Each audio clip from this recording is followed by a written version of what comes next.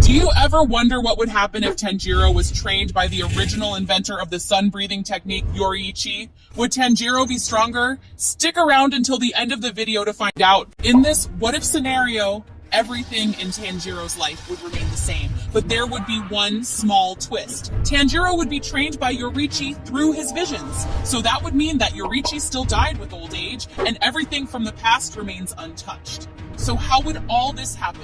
Tanjiro's life would remain the same in the early parts of his journey.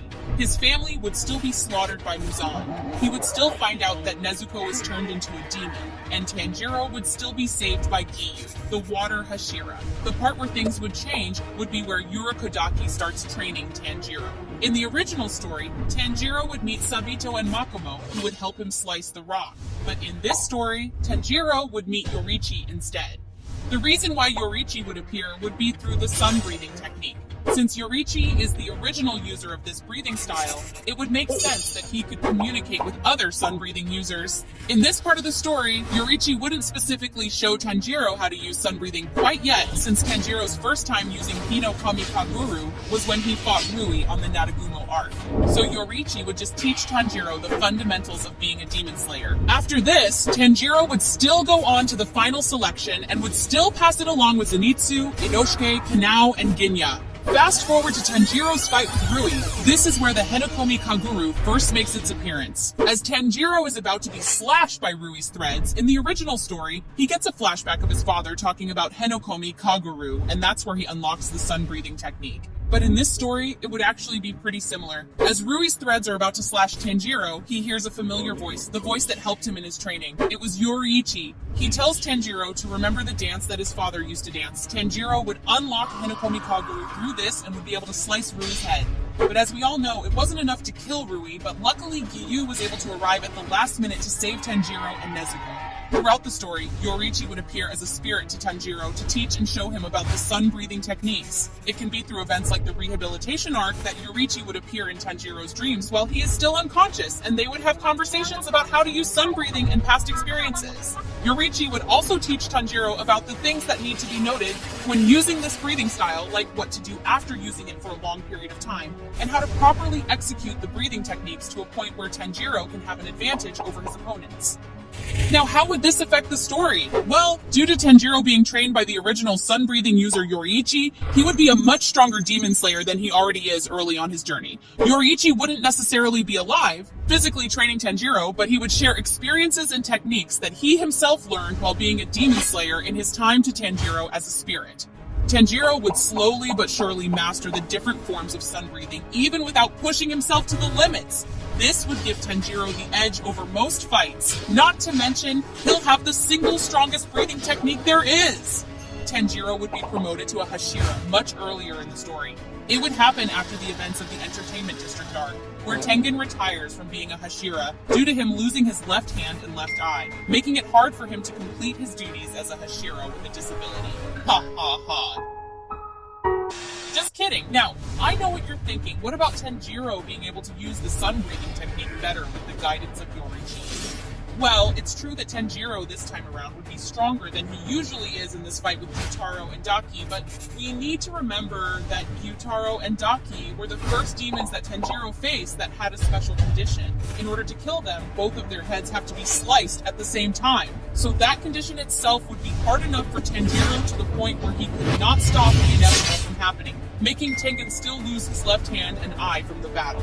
After Tengen's retirement, Ubuyashiki immediately recognizes Tanjiro's potential and strength, enough to promote him to a Hashira on the spot. After this, Tanjiro would be trained by the other Hashiras so that he could catch up to their level. After his training, he would be sent to the swordsmith village to get a new sword to match his strength like the other Hashiras. Here, he would meet Gyoko and Hantengu. He would make quick work of Gyoko since not only is Tanjiro a user of the sun-breathing technique and is being trained by the one and only Yoriichi, but he is also now on Hashira level thanks to the training with the other Hashiras. And since in the original story, Gyoko was defeated by only Muichiro, it's safe to say that this version of Tanjiro can handle Gyoko. Then there's Hantengu. We have to admit, this version of Tanjiro is strong, but he can't beat the numbers game on Hantengu. Hantengu's emotions are strong because they can pose threats as individuals, so if they work together as a team, then they can give anyone a hard time when it comes to fighting. But Tanjiro won't be alone. Muichiro would fight with him, while Mitsuri would be protecting the village. Having another Hashira along with Tenjiro would change the favor of our protagonist's side. Muichiro is one of the more stronger Hashiras, being the first Hashira to ever beat an Upper Moon alone. The battle at the Infinity Castle would still be an all-out war since that is the final battle, and it's either win or lose here. Tenjiro and Giyu's match against Akaza would still end the same since Akaza is one of the stronger Upper Moons. Even with Tenjiro's proper sun-breathing training with Yoriichi, they can't easily beat Akaza, who is nothing but a beast when it comes to fighting. Akaza would still kill himself in the end for the same reason in the original story when he knew that the people he wanted to protect died a long time ago, and he lost the will to fight. Of course, Tanjiro's sun-breathing technique would be a big factor here, but Akaza's regeneration is just too fast, and if he still wanted to fight, he would have done so easily. The final fight against Muzan would have a different scenario to end the story. Even with Tanjiro's proper training with the sun-breathing technique from Yoriichi, they would all still struggle with Muzan, especially in his awakened form. Muzan's power is just far greater than any demon slayer present in that fight, so the only thing that they could do was stall him.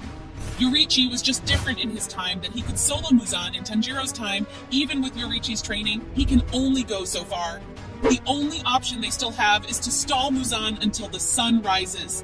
Fast forward to when Tanjiro gets turned into a demon, this is where things would change. Demon King Tanjiro is superior to Demon King Muzan because of one factor. Demon King Tanjiro can walk in the sun. That's the one thing that Muzan lacks. But there is one significant change in this story than in the original. In the original story, Demon King Tanjiro isn't stable like Muzan. However, in this timeline, Demon King Tanjiro is stable due to the training that Yoriichi did for Tanjiro. He is able to extremely focus and not lose consciousness over his body. Kanao tries to turn him back into a human with Tamayo's antidote, but he wipes it out of his way, pushing away Kanao in the process. Now with this in mind, Demon King Tanjiro is just too strong for any of the Demon Slayers to handle since he is immune to sunlight, and the only chance the Demon Slayers had against Muzan was to stall him until the sun rises. With Demon King Tanjiro being practically unbeatable, no one from the Demon Slayer Corps can stand against him. Demon King Tanjiro wipes out the Demon Slayer Corps. The Demon Slayers are unsuccessful in their mission, and they've lost to the demons. Tanjiro being trained by Yoriichi can truly change a lot of things in the story, wouldn't you agree? But for more videos like this, make sure to smash that like button and subscribe. Also, have you ever wondered what would happen if the 12 Kazuki and Hashira teamed up to fight Muzan? Are you rocking with the 12 Kazuki and Hashira, or Michael Jackson? Stick around until the next video to find out what happens. Thanks for watching. Peace.